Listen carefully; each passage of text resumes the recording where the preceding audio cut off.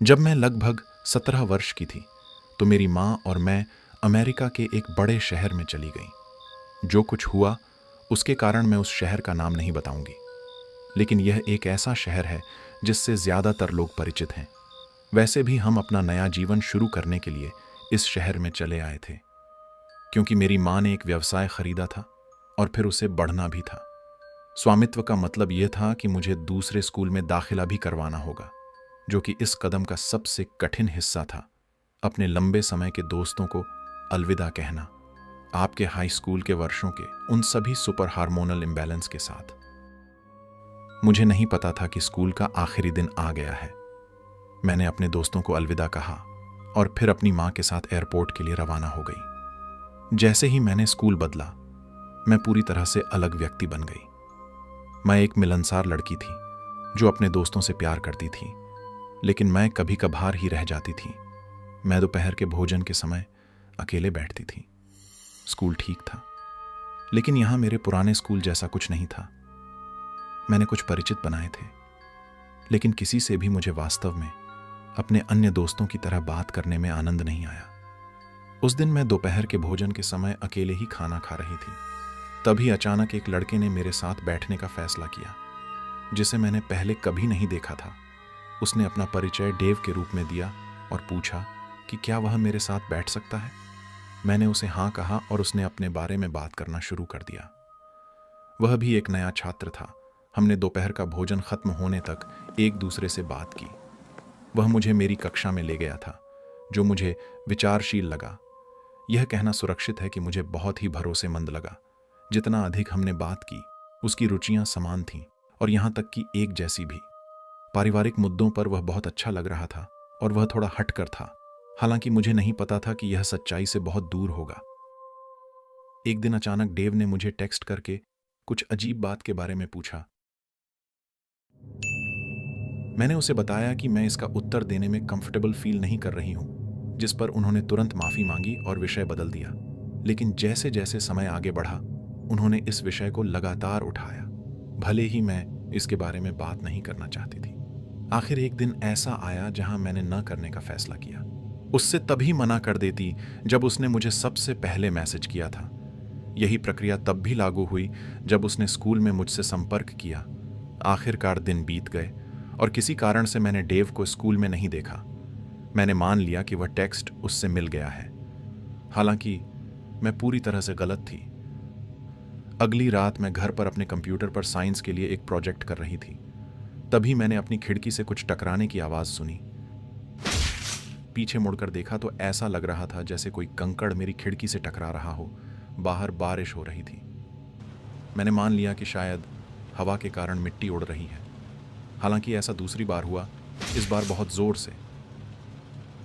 मैं अपने बिस्तर से उठी और खिड़की के पास गई और वहां कोई व्यक्ति बैठा था जो बिल्कुल डेव की तरह लग रहा था। उसने अपनी हुडी पहनी हुई थी और जब उसने मुझे देखा तो उसने मुझे एक घबराहट भरी मुस्कान दी। जब मैंने उसे देखा तो मैं जोर जोर से चिल्लाने लगी और अपनी माँ को जगाने के लिए उनके कमरे की ओर भागी। मेरी माँ उस प्रकार की व्यक्ति है जो अपने बच्चों को लेकर बहुत ज़्यादा सीरियस थी, इसीलिए जब मैंने उन्हें बताया तो वह उचित रूप से नाराज़ थी कि मेरे पिताजी घर पर क्यों नहीं हैं। ये एक अलग कहानी है, लेकिन मेरी माँ अपने जूते पहनती है और बेसबॉल बैट लेकर घर से बाहर जाती है और कहती है कि जो कोई भी यहाँ है वह चला जाए, अन्यथा वह संकोच नहीं करेगी। मेरी माँ एक योद्धा है और किसी के भी बकवास को बर्दाश्त नहीं करती। वो घंटों बाद आखिरकार मुझे गले लगाते हुए वापस अंदर आईं और जो कोई भी था वह चला गया। हमें यह बताने की ज़रूरत नहीं है। पुलिस को कॉल करना अभी भी सुरक्षित लगता है और वे हमारी जानकारी ले लेते हैं। हमारी मोशन सेंसर लाइट काम नहीं कर रही थी, इसलिए जब कोई हमारे घर के बाहर था तो यह मेरी माँ को सचेत नहीं कर सका। मेरी माँ ने मुझे एक सप्ताह के लिए स्कूल जाने से मना कर दिया। स्कूल ने डेव के साथ स्थिति को सुलझा लिया। पता चला कि डेव पिछले 1 साल से स्कूल के अंदर बाहर आ रहा था और बिल्कुल भी नया छात्र नहीं था। उसे ऐसे कारणों से कई बार वार्न किया गया था। ये एक रहस्य है कि आखिरकार उसे मेरा घर का पता कैसे मिला, और स्पष्ट रूप से मैं जानना नहीं चाहती। मेरा सबसे अच्छा अनुमान यह है कि वह किसी तरह मेरे घर तक पीछा कर रहा था। या वह मुझे किसी भी तरह से ट्रैक करने में कामयाब रहा। यह शायद मेरे लिए अब तक का सबसे डरावना स्टॉकर अनुभव होगा। मैं डेव को 1 महीने से भी नहीं जानती थी और पहले ही कुछ हो चुका होता तो मैं अब भी समय समय पर इस घटना के बारे में सोचती हूँ और बस यही चाहती हूँ कि कुछ सप्ताह बाद मैं अपने पुराने स्कूल में वापस आ जाऊँ। मैं दूसरे स्कूल में चली गई। यह सबसे अच्छा नहीं है, लेकिन दूसरे की तुलना में से बेहतर है। अब मैं सोशल मीडिया और आउटिंग से दूर रहने की पूरी कोशिश करती हूँ, क्योंकि मैं अभी भी भ्रमित हूँ। मुझे उम्मीद है कि मैं डेव को दोबारा कभी नहीं देख पाऊंगी और न ही देखना चाहूंगी।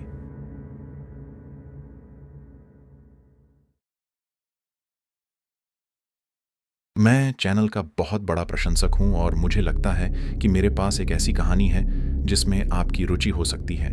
यह एक डरावनी और दुखद कहानी की तरह है, लेकिन यह ऐसी कहानी है जो इतने सालों बाद भी मेरे साथ जुड़ी हुई है। इसलिए मुझे लगता है कि यह आपके साथ साझा करने लायक है। तो 10वीं कक्षा की शुरुआत में कैलब नाम का एक नया बच्चा हमारे स्कूल में शामिल हुआ और हम दोनों एक ही क्लास के थे। आप तुरंत बता सकते हैं कि क्लब वास्तव में अजीब था। सामाजिक रूप से बहुत अजीब और असामान्य था, लेकिन वह ज्यादातर अपने तक ही सीमित रहता था। उसके डिफेंसिव व्यवहार से कोई भी वास्तव में उसके साथ खिलवाड़ नहीं करता था। साथ ही वह एक तरह से इतना अजीब भी नहीं है। उसने कपड़े नहीं पहने थे या उसकी ऐसी गंध नहीं थी जैसे उसने नोटिस नहीं किया था कि उसके बारे में कुछ भी गलत था, जब तक कि आप वास्तव में उसके आसपास समय नहीं बिताते थे। फुसफुसाने वाली उसकी यह बहुत ही खौफनाक आदत थी और मैंने इसे 1 से अधिक बार करीब से देखा।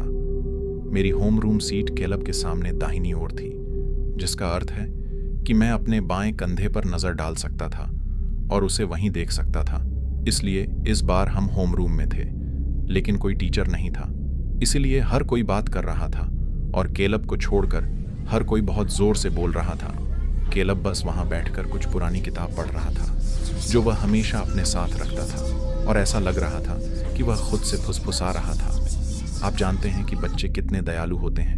वे जो शब्द पढ़ रहे हैं उन्हें चुपचाप मुंह में दबाने के कारण, मुझे लगता है कि यह आदत के कारण है, या जो भी हो, मुझे लगा कि वह ठीक से नहीं पढ़ पा रहा है या उसे शोर के कारण ध्यान केंद्रित करने में परेशानी हो रही है। असामान्य व्यवहार, लेकिन घबराने की कोई बात नहीं है। जैसा कि यह पता चला है कि ऐसा कुछ भी नहीं हो रहा था, कैलब तब भी खुद से फुसफुसाता रहता था जब वह पढ़ नहीं रहा था। मैंने उसे दालान में कुछ बार ऐसा करते हुए पकड़ा था, लेकिन मैं उसे इस बारे में या किसी भी चीज के बारे में बताना नहीं चाहता था, इसलिए मैंने बस उसे रहने दिया।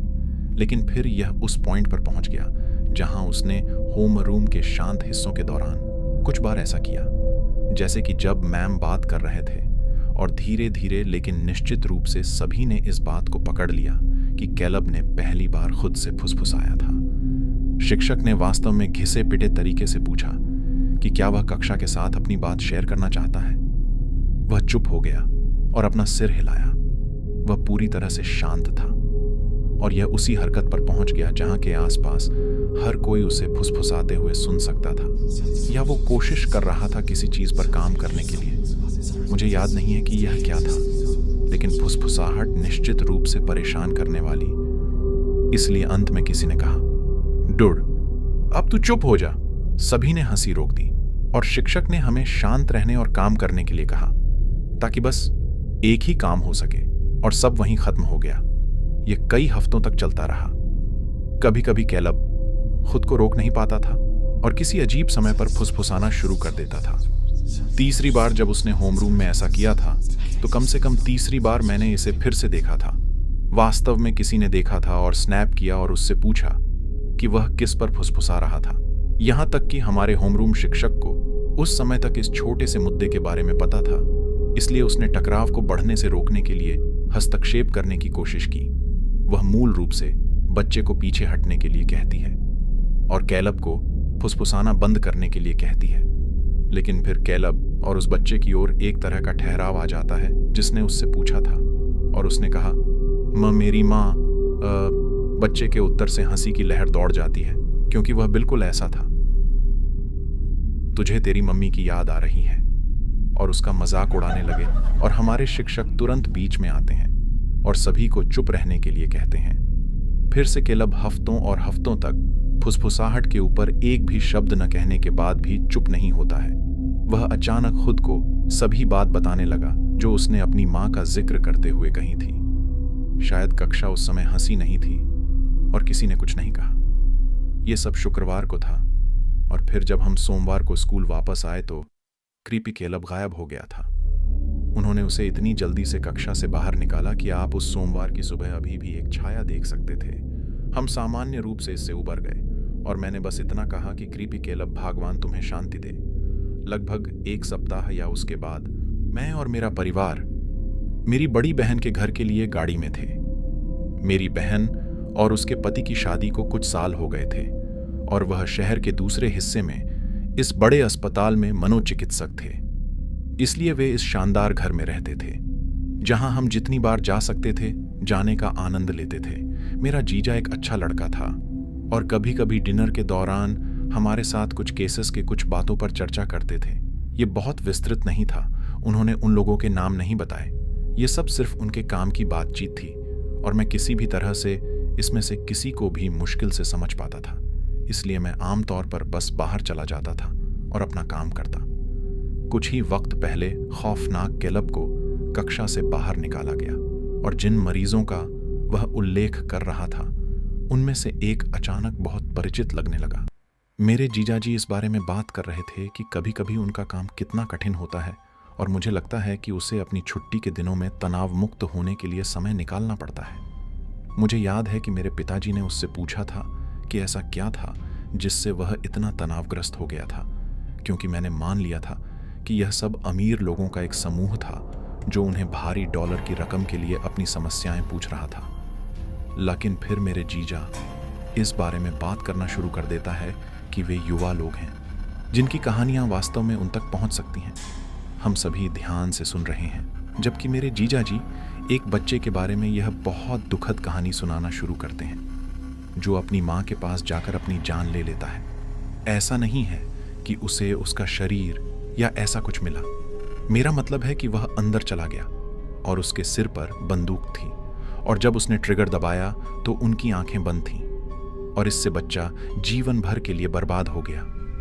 हम सभी स्पष्ट रूप से मेरे जीजा से बंधे हुए हैं, लेकिन जब उन्होंने बताया कि कैसे उन्हें बच्चे की प्रगति में गंभीर रुकावट के कारण स्कूल से बाहर निकालना पड़ा तो मेरे कान जलने लगे। मेरे पिता ने पूछा कि किस तरह का झटका, और मेरे जीजा ने इसी बारे में कुछ बताया को सिजोफ्रेनिया और विशेष रूप से उस बच्चे के बारे में कुछ जो खुद से फुसफुसाता है।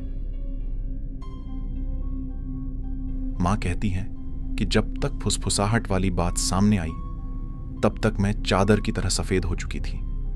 कुछ ही समय बाद मैंने धीरे से कहा कि बच्चे का नाम क्या है? ये कैलब था। मेरे जीजाजी रुक गए जब वह कहते हैं कि नहीं, यह कैलब नहीं था, तो यह एक स्पष्ट झूठ था और मैंने यह कभी स्वीकार नहीं किया कि वह वास्तव में कैलब के बारे में बात कर रहा था। लेकिन तथ्य यह है कि वह रात के खाने के बाद मुझे एक तरफ ले गया था मुझसे बात करने के लिए। मैं अपना मुंह बंद रखने का वादा करता हूं, लेकिन बच्चे के बारे में खबर अन्य तरीकों से बाहर आई। मैंने अपने जीजाजी से वादा किया था कि मैं किसी को कुछ नहीं कहूंगा, लेकिन उन्होंने कहा कि यह अच्छा है। आधा शहर किसी न किसी तरह से बच्चों के इलाज में शामिल था और अफवाहें जंगल की आग से भी तेजी से फैलती हैं। हमारे जैसे शहरों में कैलब के बारे में सच्चाई सुनना इतना बुरा था कि उसके होम रूम क्लास में किसी ने भी इसके बारे में बात नहीं की। जब हमें पता चला कि यह बहुत ही कच्ची बात थी जो मजाक किया गया और कुछ इतना भयानक था कि यह बच्चा लाइफ और हमसे पूरी तरह टूट गया था। मैं वास्तव में इस पर ध्यान देने के लिए बहुत अज्ञानी और आत्मलीन हूँ। मुझे नहीं पता कि कैलब की माँ के मामले में घटनाओं का संस्करण कितना सच है, लेकिन क्या यह सच है अगर उसने अपने मिडिल स्कूल के छात्र के आते ही अपना सिर फोड़ लिया? वह क्या सोच रही थी और किस वजह ने उसके बच्चे को स्कूल में वापस भेज दिया जबकि वह स्पष्ट रूप से इसके लिए तैयार नहीं था? मुझे लगता है कि आप वहाँ बहुत सारे डरावने और क्रीपीपास्ता पॉडकास्ट देखते हैं, लेकिन इनमें से अधिकांश स्किन वॉकर और काली आंखों वाले बच्चे और सामान हैं। ऐसा ही है, और आपकी कहानी उन एकमात्र लोगों में से एक है जो उन चीज़ों के बारे में बात करते हैं जो वास्तव में लोगों को परेशान करती हैं। मैं बहुत सी दुखद कहानियाँ जानता हूँ। लोगों के माता पिता अचानक मर जाते हैं, लोग अपने पसंदीदा कॉलेजों को छोड़ देते हैं आदि। ये दुखद कहानियाँ हैं जिनमें से एक कैलब और उसके बारे में है। माँ कुछ हद तक अलग और बहुत बुरी होती है। मैं कल्पना भी नहीं कर सकता कि एक बच्चे के लिए यह कैसा रहा होगा, चाहे वह किसी भी उम्र का हो, जब उसने अपनी ही माँ को हिंसक आत्म प्रदत्त मौत मरते हुए देखा हो। और किसी चीज़ से प्रेतवाधित होने का यही मतलब है। कालेब अपनी माँ से ऐसे बात कर रहा था जैसे वह उसका भूत देख सकता है। और यह कोई मूर्खतापूर्ण कहानी नहीं है जो वास्तविक है। मुझे नहीं लगता कि केलब वास्तव में कोई भूत देख सकता है, लेकिन मुझे लगता है कि वह अभी भी उसके दिमाग में मौजूद है। उसका दिमाग उसकी आवाज़ को प्रतिध्वनित कर रहा होगा। एक खोपड़ी के चारों ओर घूमना और वापस बात करना निश्चित रूप से किसी न किसी तरह से मदद कर सकता था। अगर वह मैं होता तो मैं अपनी माँ की आवाज़ सुनने के लिए कुछ भी करता, भले ही इससे मुझे पागल क्यों ना होना पड़े।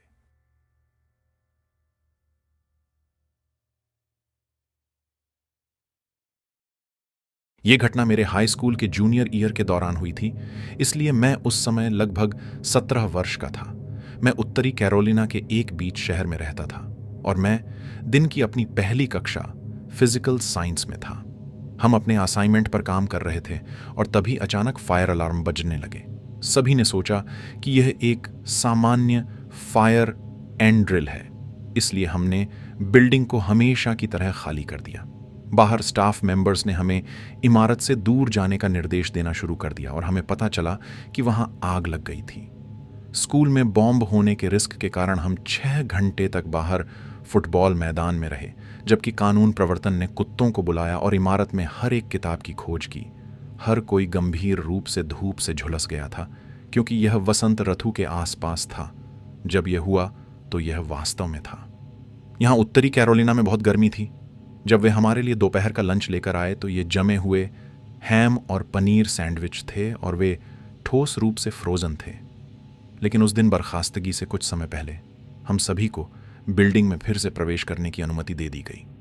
मुझे पता है कि यह कहानी इतनी डरावनी नहीं है, लेकिन यह वास्तव में तब होता है जब आप सोचते हैं कि आपके स्कूल के अंदर एक बम है और हर किसी की सुरक्षा खतरे में है। मैं वास्तव में आशा करता हूं कि आप में से कोई भी आपके भविष्य के बच्चों को कभी भी उसी स्तर के तनाव से नहीं गुजरना पड़ेगा।